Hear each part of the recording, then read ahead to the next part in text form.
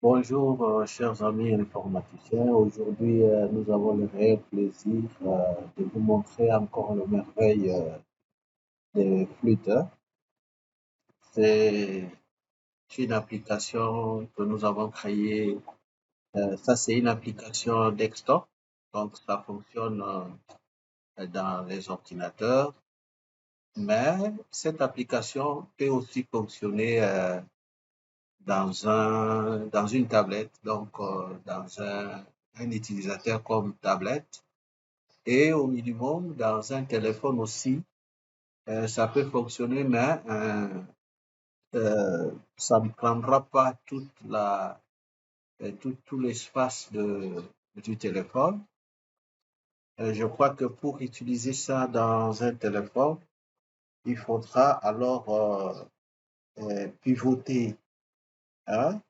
Si vous pivotez ou vous rotez votre téléphone, au lieu que ça soit de manière horizontale, mais ça sera de manière verticale pour que cette application fonctionne. Et je vais vous montrer ça très rapidement. Ici, je vais fermer. L'application est là. Donc, c'est ce que nous venons de faire. C'est un test. Je crois que on n'a pas encore terminé toutes les fonctionnalités de cette application, mais on pourra en approfondir davantage. Alors, nous avons essayé de... Voilà, je vais d'abord exécuter pour que vous puissiez voir comment est-ce que cette application fonctionne. Je vais exécuter.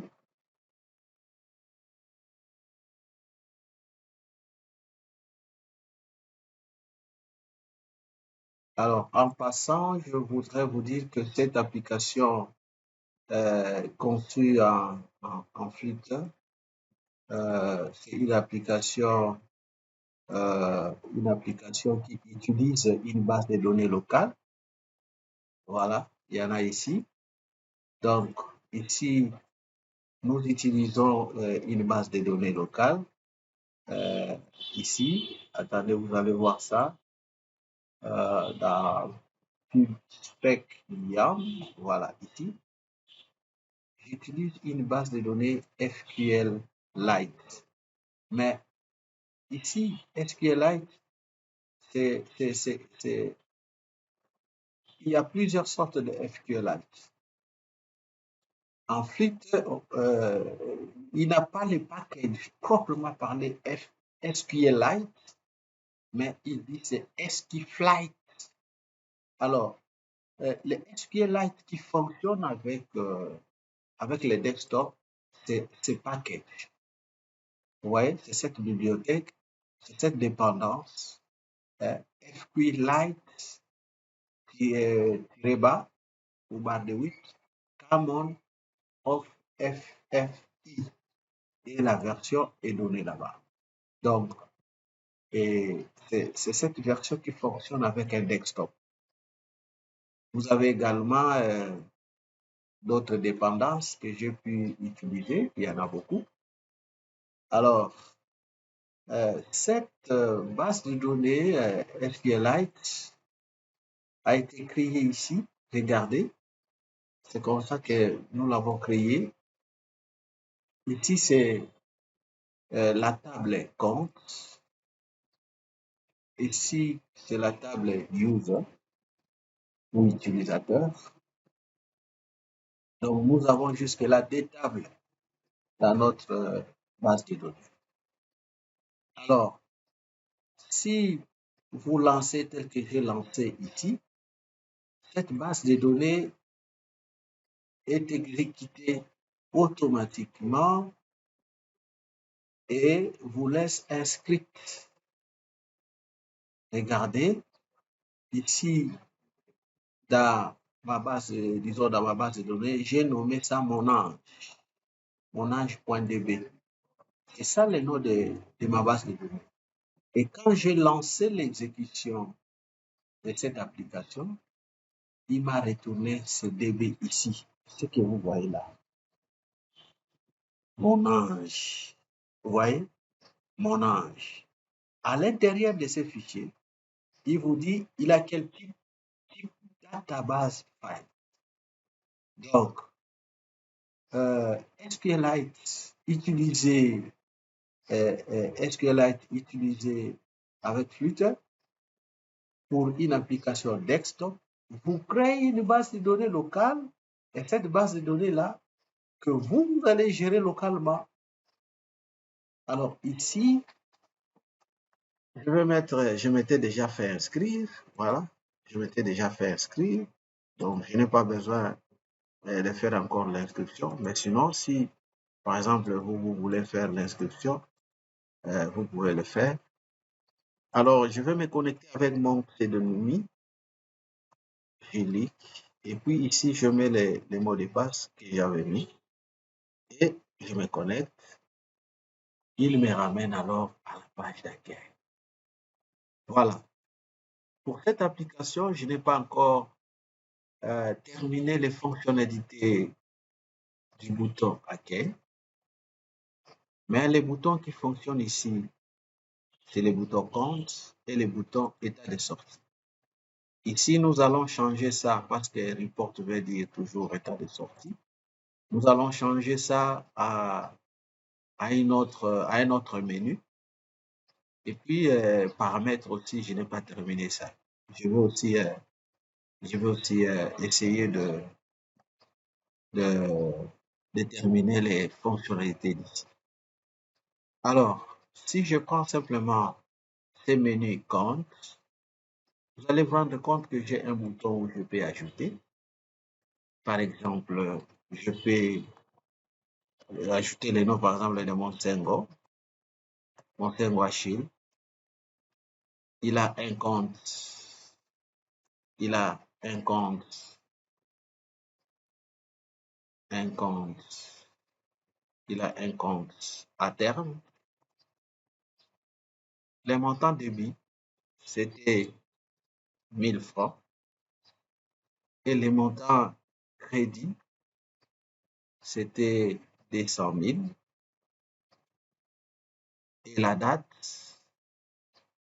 de cet enregistrement de crédit, c'est le 10. Je choisis là-bas et puis j'ajoute le compte. Il est là. Ici, je peux modifier. Là où j'avais écrit Nzachi, je peux ajouter Massamabe. Et puis, j'ai choisi, je ne vais pas modifier la date, je laisse. Et puis, j'enregistre. Voilà, la modification a été apportée. Je peux encore enregistrer un autre client, par exemple, je peux dire Mutambula Guy. Alors, je mets c'est un compte salaire. Les montants, les montants début dans son compte, c'était 5 000 francs. Et les montants crédit, c'est 400 000.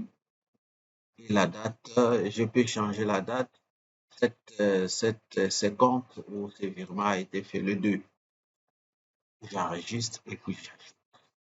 Donc, Mutambolagi est là. Je peux encore ajouter des éléments. Lusamba JPN, compte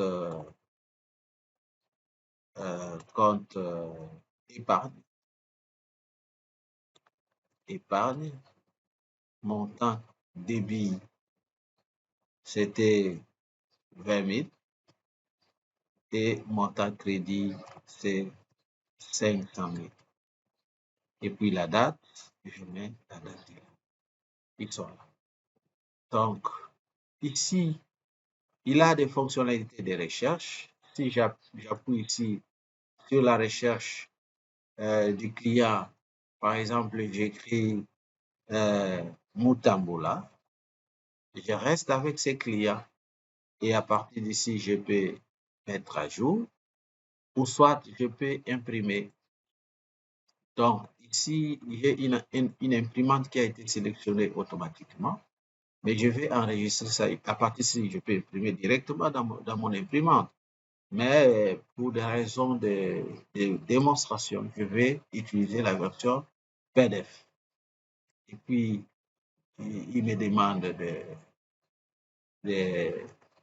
les sauvegarder localement. Je vais écrire ici, c'était quel client? Mutambula. J'écris Mutambula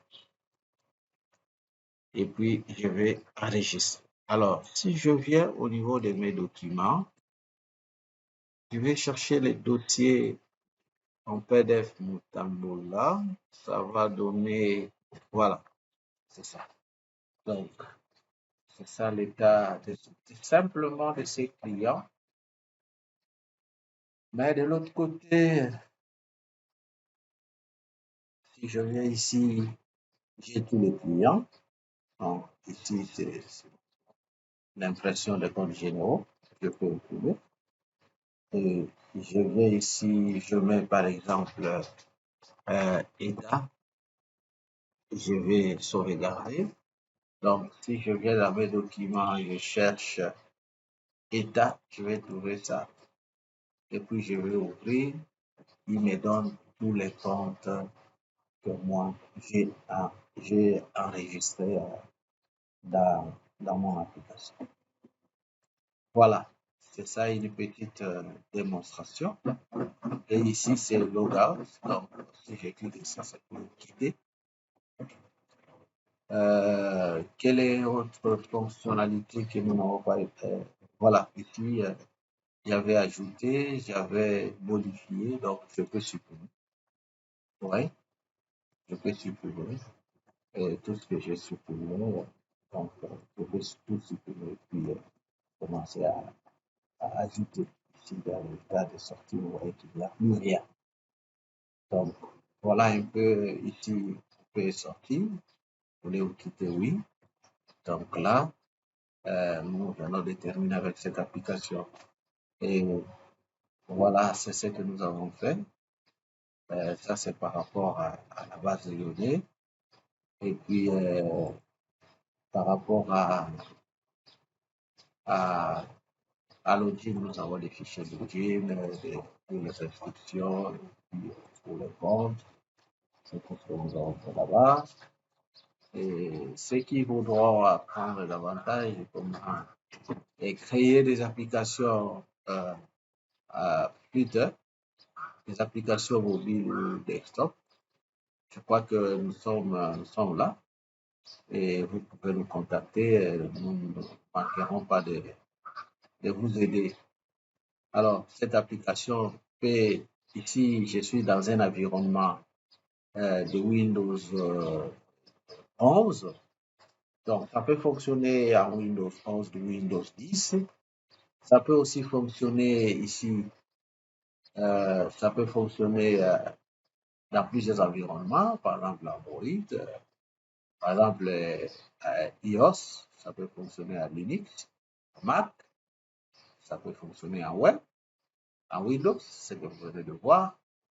Donc, c'est une application multiplateforme. Mais ici, nous avons mis en avant-plan sa forme desktop, étant donné que nous avons utilisé une base de données locale SQLite qui a la forme qui a cette forme de commande FI. Donc, commande FI, c'est généralement pour les bases de données utilisées dans les desktop, mais vous pouvez aussi l'utiliser dans votre téléphone, etc., etc. Merci beaucoup de rester attentif à nous et à très bientôt. Vous allez nous